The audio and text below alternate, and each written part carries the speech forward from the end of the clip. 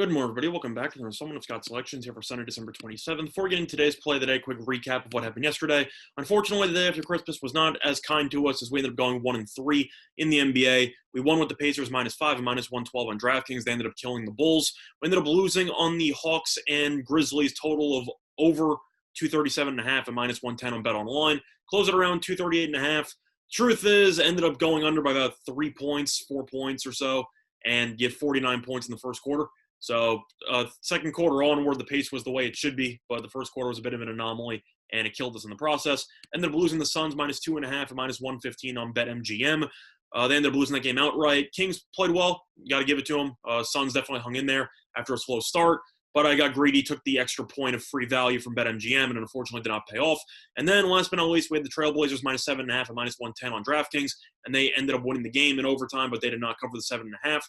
Kind of had to take it. It's just a matter of Houston missing 6 players, and I thought Portland would respond well after the no-show in the opener. Truth is, really not impressed with this Portland team. I know that you end up bringing Covington and Derrick Jones for defense. Defense wasn't very good because Harden ended up torching everybody, and Christian Wood also, very solid player for Houston, but ended up picking up a loss there. So not a good day in the association, but we'll look to bounce back here. Going to be 2 videos for today. We're going to have 1 college basketball video and 1 video on the NBA, where I'll go through all my leans and my thoughts on the card. I know that the plays didn't exactly work out, as going 1-3 is definitely not exactly something I like to brag about, but the leans overall were pretty good. So in general, hopefully some of you made some profit on the leans, and we'll look for more profit here on Sunday. But for the play of the day, we're going to be starting off once again with the NBA plays that I'm actually going to be giving out officially, and then we'll go through the leans as we move on. So for the first play I'm going to talk about officially is going to be between the Nets and the Charlotte Hornets, and that game will be taking place at 7 p.m. Eastern Time. And I'm going to be going with the Nets -8, which is available on DraftKings at -110. All these lines, by the way, are going to be available at time recording of 1:10 a.m. Eastern Time. So I like the Nets -8 here on DraftKings -110. Couple reasons why. First of all, everyone knows how good the Nets are right now. They are a super team. And after they completely just dismantled Boston in the second half of that game on Christmas, I think everyone knows just how good this duo of Durant and Kyrie are. Now, you compare that in contrast to Charlotte, who is currently 0-2. Not only are they 0-2, but if you look at who they've played against some underwhelming teams. They lost to the Cavaliers by 7, and they lost to Oklahoma City by 2 yesterday. Oklahoma City has Gilgeous-Alexander, Horford, and pretty much a bunch of role players who are supposed to help them tank, and yet Charlotte still lost to them at home.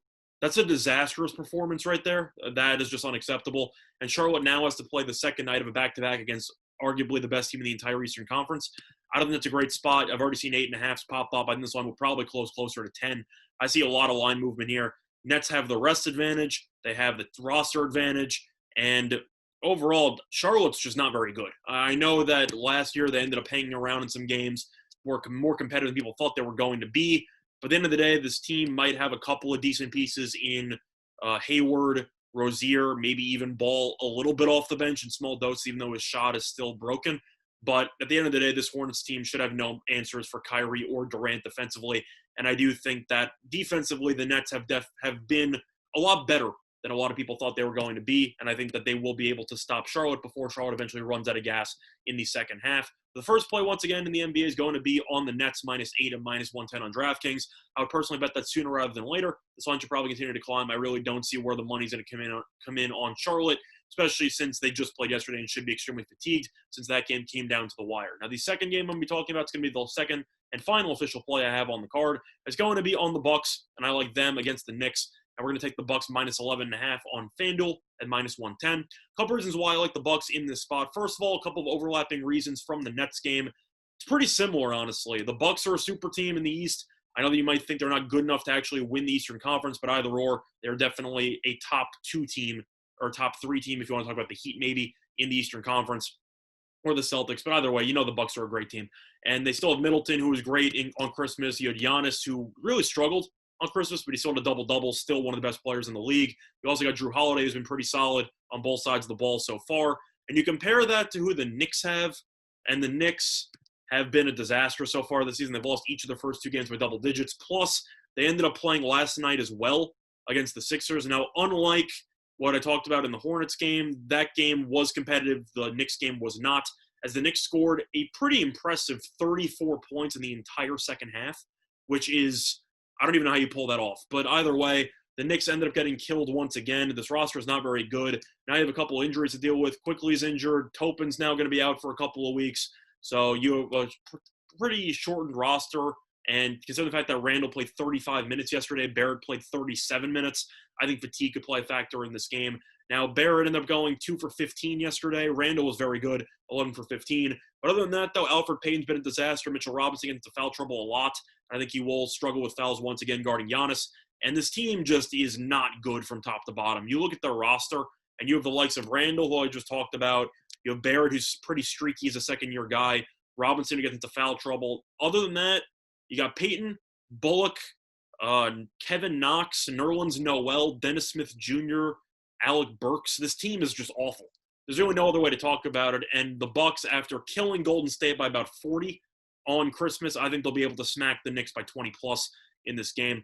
Bucks are still 1-1, so I think they're going to come out here and try to lay the wood. And I simply think the Knicks will offer little to no resistance, as I don't know how they're going to get stops, and I simply do not know how they're going to score the ball, especially as they might get exhausted in the second half of that game. So the second play in the NBA is going to be on the Bucks minus 11.5 and minus 110 on FanDuel. I would once again suggest to take this now. It's still mostly available at 12. It's still at 11.5 in a couple of spots. This should probably climb to 13.5. I once again just see an avalanche of Bucks money coming in. And even though you might be afraid to ride with the public on those two games, I'm playing the number. And I simply think that based on the fact that both those numbers should rise, I think it's pretty solid value at this point in time. But now looking at the leans for the rest of the card, you have the Mavericks-Clippers game at 3:30. Clippers are currently laying 5, and the over-under is 230. Truth is, I can't give out an opinion on this because I don't know if Kawhi is going to play or not. Now, based on Kawhi's injury, which appears to be not that serious because he ended up not breaking his jaw, but of course everyone knows that he cut his face open and he needed some stitches, stuff like that. I'm going to assume Kawhi's not going to play because of the fact that just his career has been so heavy into load management, and now the Clippers actually have an excuse to not play him. I don't really see the point. It's the third game of the year. If his face is having issues and his jaw might not be great, he doesn't want to wear a face mask, I think you could potentially just rest him and see what happens. But Dallas is in a desperation spot for a win after starting 0-2. The team had a lot of preseason expectations, and they have definitely fallen short so far. I'm going to lean to Dallas, but once again, I am just gambling on Kawhi not playing. So if you want to wait that out, you can. If Kawhi plays, this line should climb. If he does not, this line should probably plummet, and you should see the Clippers probably around -1, give or take, potentially pick them, something like that. So if you want to gamble on it, it's only available at some select spots. I would gamble on Dallas now, but then again, don't quote me on that because it really depends on if you want to wait for Kawhi's news to come out or not. Now, the second game, you got the Spurs and the Pelicans. Spurs off to a pretty solid 2-0 start. Beat Toronto last night. They're against New Orleans. New Orleans ended up losing to Miami by double digits on Christmas. New Orleans is currently laying 5, and the over-under is at 228. I'll lean to New Orleans because of the fatigue angle. Once again, Spurs playing a back-to-back for the first time this season. New Orleans coming off a loss on Christmas, had the day off. I think they'll probably look sharp. Plus, the Spurs have gone a lot smaller so far this season, and with the likes of Adams and Zion, I just think that New Orleans is going to kill this team on the boards, and I think they will generate a lot of second-chance points. But I do like the over in this spot here at 228. Spurs have been playing very, very up-tempo. Both their games have gone to at least 230. New Orleans ended up struggling offensively against Miami. Miami's defense is very good. They're playing a little bit slower than last year under Stan Van Gundy, with the new coach, of course, compared to Gentry. But I like the Spurs and the pace that they play at, so I'll lean to the over there as well. Now, looking at Orlando and Washington, we leaned to the over in this game yesterday. That ended up cashing easily. Orlando won by 10. Westbrook had a very inefficient triple-double once again, as he ended up having a triple-double, and I think he shot 6 of 19 from the floor. I think something like that. Beal at 39, good game for him. For this one, though, I'll lean to the over once again. I know that you might see a little bit less points because these teams played yesterday, which should lead to a better defensive game plan and some fatigue issues. But at the end of the day, both these teams just played at such a fast pace yesterday. The game got into the 250s. I got to lean to the over here. I think you'll probably get a game that's lower scoring, but I think both teams can get to 115. So I'll lean to the over in that one. Other than that, you have Philly and Cleveland. Now, both of these teams played yesterday. However, Cleveland did play in a double overtime thriller against the Pistons. We ended up leading to the Cavaliers on that one. But after a 2 overtime game where a decent amount of players played 40-plus minutes, I think you'll be exhausted. Meanwhile, Philly got the coast. They won by 20 against the Knicks. I think Philly should come out here and win.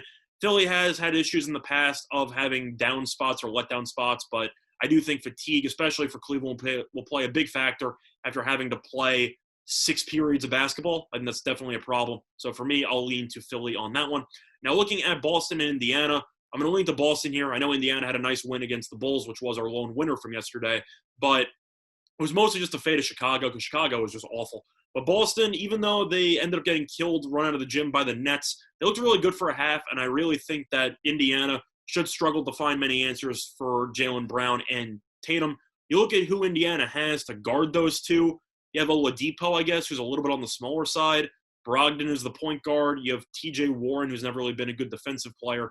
I think that's a problem. Now, Sabonis should have a very solid game here, but I do think that the Celtics should end up winning the rebounding battle, especially since the fact that Tristan Thompson has actually been a very good rebounder with the Celtics so far. Offensively, he hasn't exactly found his touch around the rim, but I think him and Tice will do enough. I expect to see, I'd say, some of the bench unit for Boston come in. I think they'll play a little bit of I think they'll give a bit of a spark. I like how Pritchard's played. I like how Teague's played. But at the end of the day, I think Boston should end up getting the job done. This game will be close, should be a sweat, but I do think Boston will win by about 4. So I'll lean to the Celtics on that one. Now looking at Golden State and Chicago, wow, these teams are bad. Really not much to say about Chicago. This team is awful. You lose each of your first 2 games by at least 19 points. Not good at all. I'm going to lean to Golden State and cross my fingers with it. Draymond might play in this game, which should provide a spark defensively because Golden State's been a train wreck defensively in this game, or so far this season, so that might translate into this game if Draymond does not play. I can't back Chicago. This team is just awful. I know Billy Donovan took over and they're expecting big things, but this team either A, didn't get the message he's trying to preach, or B, it's not a good fit because right now Chicago looks lost. And right now, you can make the argument they look like the second worst team in the league behind maybe Golden State so far. But Golden State wasn't at full strength where Chicago was. So I'll lean to Golden State. I'm not happy about it, but if I had to lean one way, I would. And slight lean to the over, I guess. Not thrilled at 228, especially with these two offenses, but their defenses are so bad. I think that you should see some points, but I'll lean to Golden State more. And you have a rematch between the Suns and the Kings here. Suns are currently laying 3.5, just like yesterday, but we ended up getting it 2.5, and that didn't pan out either. And you have Sacramento and the total at 226. I'll lean to Phoenix. I know I lost on this yesterday, but I don't know. I really flip a coin here. I think Phoenix should be pretty hungry for this game after letting one, I don't want to say slip through their fingers because they trailed most of the way, but they definitely battled back after a slow start. I kind of liked what I saw from the Suns through the second and third quarter. Fourth quarter, they kind of were a little bit flat, but I think they'll bounce back here and pick up a win. So a slight lean to the Suns. Not really thrilled with that game either, but for the sake of leans, I'll give that out. And last but not least, you have the Timberwolves versus the Lakers. Lakers currently laying 11, total at 226 or 226.5. I'm going to lean to the over on this one. I know that the Lakers put up 138 on Christmas Day against the Mavericks. The Mavericks defense is terrible. Minnesota's not a great defensive team either. I know that they ended up playing well yesterday against Utah, picked up a nice road win there. That game totaled 227, and I don't think Utah is a very, very up-tempo style team. I think the Lakers should probably score 120 plus. I think Minnesota should end up scoring probably around 110. I think the Lakers will probably win this game by about 15 or so. So I'll lean to the Lakers, slightly lean to the over as well. But the 2 plays on the NBA card once again for Sunday, December 27th are going to be on the Nets -8 and -110 on DraftKings, and the Bucks -11.5 and -110 on FanDuel. That's what Thomas got selections. Good luck to all of you and your respective bets today. Bye, everyone.